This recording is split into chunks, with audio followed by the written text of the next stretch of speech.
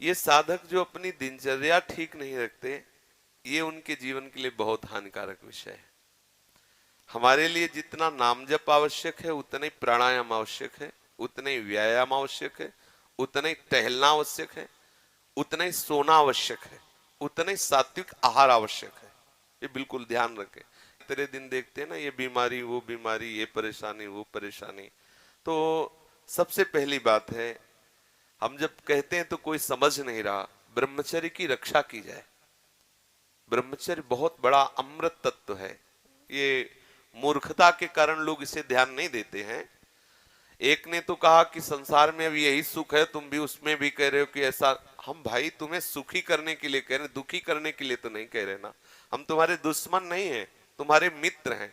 तुम्हारा मन तुम्हें गलत रास्ता दे सकता है, लेकिन हम तुम्हें गलत रास्ता नहीं दे रहे।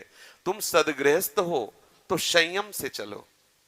सदगृहस्थी में भी एक आप सोचो, आप रात दिन पशुता का व्यवहार करके मलिन मन के द्वारा शांति प्राप्त करना चाहते हो, आनंद की अनुभूति करना चाहते हो, कैसे हो सकता है? आप जब बीमार हो, आज नहीं आज तुम्हारी यौवन अवस्था तुम्हें समझ में नहीं आ रहा, लेकिन ये तुम्हारी आदत तुमको कल कहां पहुंचा देगी तुम्हें पता नहीं। जब पहुंच जाओगे तब कोई रास्ता नहीं। कितने ऐसे बच्चे हैं जो इस बात में दुखी हैं कि मैं क्या करूं, आत्महत्या कर लूं? ऐसे आते, कितने प्रश्न ऐसे आते कि क्या मैं आत्महत्या कर लूं? देखो पहुंचा दिया, यहां आपके मन ने वहां पहुंचा दिया जो अंतिम दुर्गति का केंद्र है। यदि आप गृहस्थ हैं तो 5 बजे तक उठ जाए, इतनी छूट। मान लो आप रात्रि में 11, 11:30 बजे या 12 बजे सोते तो 5 घंटे। अगर आप दिन में नहीं सोते तो 6 बजे तक उठे। सूर्य उदय हो रहा हो, आप सो रहे हैं, चाहे गृहस्थ हो चाहे विरक्त हो, आप बिल्कुल नष्ट हो जाएंगे। आपकी आयु नष्ट होगी, आपकी बुद्धि भ्रष्ट होगी, आप ब्रह्मचर्य रह नहीं सकते। कह देते ब्रह्मचर्य की क्या जरूरत, क्या? आप सच्ची मानिए, आप 2 महीने ब्रह्मचर्य, अगर गृहस्थ है 2 महीने ब्रह्मचर्य रहिए, 2 महीने केवल, और फिर आप देखिए आपको कैसा लगता है। और उस ब्रह्मचर्य से युक्त होकर फिर संतान उत्पन्न क्रिया की, आप देखिए वो संतान कैसी तेजस्वी होगी। आप उसको समझिए। आप जिसे बिल्कुल साधारण बात समझ रहे हैं, आप समझ रहे हैं आपको छूट मिल गई विषय भोगों के लिए, नहीं, सावधान। कुछ दिनों बाद आप ऐसे ऐसे रोगों से ग्रसित हो जाएंगे कि आप चलने लायक नहीं होंगे। आप खुद देख लीजिएगा, कुछ दिन बाद ऐसी आपकी इंद्रियां हो जाएंगी कि साधारण बातों में आप ब्रह्मचर्य रहित हो जाएंगे, सोच में ब्रह्मचर्य रहित हो जाएंगे, साधारण घर्षण में आप ब्रह्मचर्य रहित हो जाएंगे। ऐसी स्थितियां आती हैं जिनमें मतलब कितनी दुर्दशा हो जाए, चाहे वो स्त्री शरीर हो चाहे पुरुष शरीर। ऐसा नहीं कि केवल ब्रह्मचर्य पुरुष शरीर के लिए, दोनों के लिए ब्रह्मचर्य है। अगर आप गलतियों से युक्त हो जाएंगे तो स्त्रियों में ऐसे रोग हो जाते हैं जिनके कारण उनको चलना फिरना मुश्किल हो जाता है, उनके शरीर की पूरी स्थिति बिगड़ जाती है। ब्रह्मचर्य दोनों के लिए आवश्यक है। कुछ लोग प्रश्न करते हैं कि गृहस्थ आश्रम में ब्रह्मचर्य का अस्तित्व नहीं। आप देख लो, अगर साल 2 साल में आंखों में कम ना दिखाई देने लगे तो बताना। अगर घुटने दर्द करें, कमर दर्द करे, चलने पर आपको चक्कर आने लगे, देखना, खुद देखना। एक शरीर है, उसकी एक नियत क्षमता है, आप उसके अनुसार चल। गृहस्थ का मतलब ऐसा थोड़ी कि तुम्हारे लाइसेंस मिल गया भोगों का कि तुम मनमानी गंदे आचरण करो और तुम स्वस्थ। शरीर है तुम्हारा, कोई सोने चांदी का थोड़ी बना है। सोने चांदी का भी घिसोगे तो पतला जाएगा, वहां नष्ट हो जाएगा। भाई किसी भी चीज को इसका एक संयम है। देखो हमने पढ़ा है, शास्त्रों में भी पढ़ा है, जब भगवान गरुण जी की उत्पत्ति करने का संकल्प हुआ ना कश्यप जी को, तो 10,000 वर्ष तक ब्रह्मचर्य रहे। और फिर जब माता विंता के गर्भ में आधान किया तो अरुण और गरुण जैसे महापुरुष पैदा हुए। अगर आप 5 वर्ष ब्रह्मचर्य रहे केवल इसलिए कि जो हमारी संतान हो वो बहुत देशभक्त, हरिभक्त, बलवान, विद्वान, ज्ञानवान हो, और आप नियम से दोनों भजन करो, और 5 वर्ष बाद गर्भाधान करके संतान उत्पत्ति के शास्त्र सिद्धांत अगर वो महापुरुष न पैदा हो तो बताना। अब ये खान पान ठीक नहीं, आचरण ठीक नहीं, पवित्र नहीं हो। एक किसान भी खेती को सुरक्षित और तैयार करता है तो उसमें अच्छी फसल होती है। तुमने ब्रह्मचर्य को जाना ही नहीं, इधर उधर से हर तरह से भ्रष्ट आचरण, अब वो संतान कैसे हुई? अब देखो हंसी मजाक की बात है, हम देखा गोदी में चश्मा लगा है, भगवान गोदी में है, शुगर है 500। अब बोलो इनको जवानी आएगी कभी? क्या हुआ? ये गलतियां हो गई, संयम बर्ताव नहीं किया गया, वीर में वो सामर्थ्य नहीं रही कि संतान को तेजस्वी ओजस्वी बना सके। अब इन बातों को कहा जाता है गुप्त रखो, गुप्त मरो। भाई आप जैसे कह रहे हैं सब कहने सुन, तो देख लो आगे तुम्हारे आ जाएगा। अगर उठने में तुम्हें तकलीफ ना होने लगे कहना, अगर बादाम ज्यादा खाओगे तो लीवर खराब हो जाएगा। देख कुछ दिन बाद देख लेना, ये जो लोग कहते हैं ना कि अरे बाबा लोग सब कहते हैं, देख लेना तुम्हारे पुरखा पानी पा जाएंगे।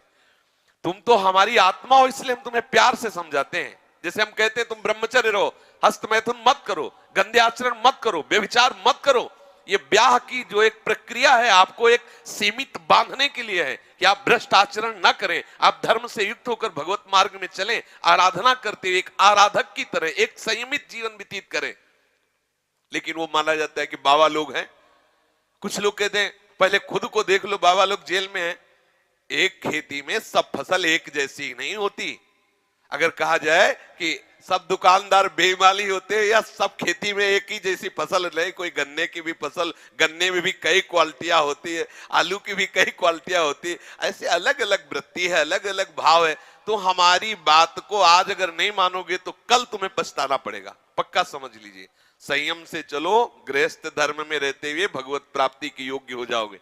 जब आपको ऐसा लगे आपके पास तो व्यवस्था है, लगा कि अब मैं नहीं रह सकता, तो भगवान ने आपको इसीलिए रास्ता दिया गृहस्थ का कि आप पति पत्नी मिलकर के काम पर विजय प्राप्त करें। इसलिए नहीं दिया कि आप भ्रष्ट होते रहे। समझिए, आपके पास किला है, किले की आड़ से आप अपने को बचा सकते हैं, लेकिन विरक्त विरक्त मैदान की लड़ाई है। ये जो लोग कहते हैं ना कि गुप्त रूप से नहीं, भूल न दें कुमार, ऐसा नहीं होता। तुम भ्रष्ट आचरण वाले, तुम्हारे पास चश्मा ही नहीं जिसे जानते हो कि कैसे विरक्त रहते हैं। रात दिन चलते हुए सच्चिदानंद तत्व में स्थित रहते। तुम्हें क्या पता, तुम्हें लगता है बाबा लोग हराम की खाते मौज मस्ती से रहते, हमको उपदेश करते हैं। अगर हमारी तरह तुम बैठ जाओगे ना, जैसे हम तुम्हें कह दें कि ऐसे रहो, तुम्हारे होश उड़ जाएंगे। ऐसे तुम खिलवाड़ समझते हो क्या? मनीराम को पकड़ के ठीक प्रभु के चरणारविंद में लगाए रहना, तुम इसे खेल समझते हो क्या? एक बार भगवान शंकराचार्य जी ने देखा कि वो मछली पकड़ने वाले वो ऐसे एकदम एकाग्र हुए, ऐसे नहीं, वो बंसी डाल ऐसे बैठे हैं। नजदीक गए, बोले भैया कितने रुपए कमा लेते हो? बोले सुबह से शाम तक लगे रहते हैं, 50 रुपए तो आ ही जाते हो पहले के समय, शंकराचार्य जी के समय। बोले ठीक है, हम तुम्हें 2 घंटे के 50 रुपया दिलवाएंगे, बस तुम आश्रम में बैठ के नारायण नारायण नाम का कीर्तन करो, बढ़िया भोजन मिलेगा, चलो लिवा गए। अब वो आश्रम में कहा बैठो नारायण नारायण करो। जे ही बैठे और नारायण, तो उनको आग लगी। बोले महाराज हमें वो ठीक, वहां अगर एक को न मिले तो ठीक, तुम्हारे यहाँ नारायण नारायण नहीं। भजन करना जानते हो, कोई खिलवाड़ समझते हो?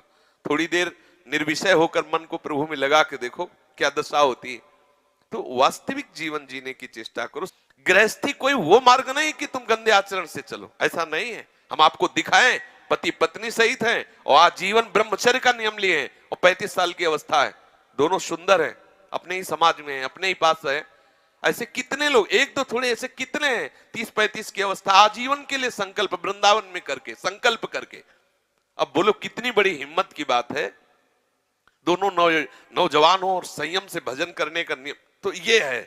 अब इनको कौन भ्रष्ट कर सकता है? जब स्वयं की सुंदरी पत्नी के साथ उन्होंने संयम का नियम ले लिया तो इन्हें कौन भ्रष्ट कर सकता है? ये जो उद्दंडता है इसे छोड़ो, बहुत हानि है, बहुत हानि।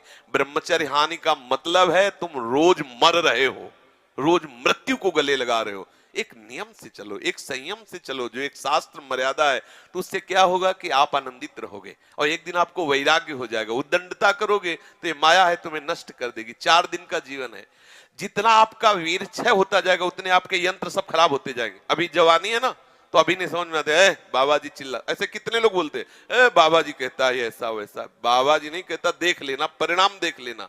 ये तुम्हारे जितने भी अंग हैं, जो प्रधान अंग हैं, इनको जब वो पहुंचेगा नहीं ना, तो ये सब देखो, गाड़ी में ना डालो पेट्रोल तो खराब हो जाएंगे। और इसके बाद आप अच्छे अच्छे पदार्थ पाओगे तो लीवर में उतनी सामर्थ्य नहीं रहेगी, वो पचाना बंद कर देगा, आपकी बहुत हानि हो जाएगी। संयम से चलोगे तो आनंदित रहोगे। संयम एक बहुत बड़ा पावर है। सोचो कितना आनंद है उसके रोकने में, जिसके निकालने में आप आनंद समझते हो।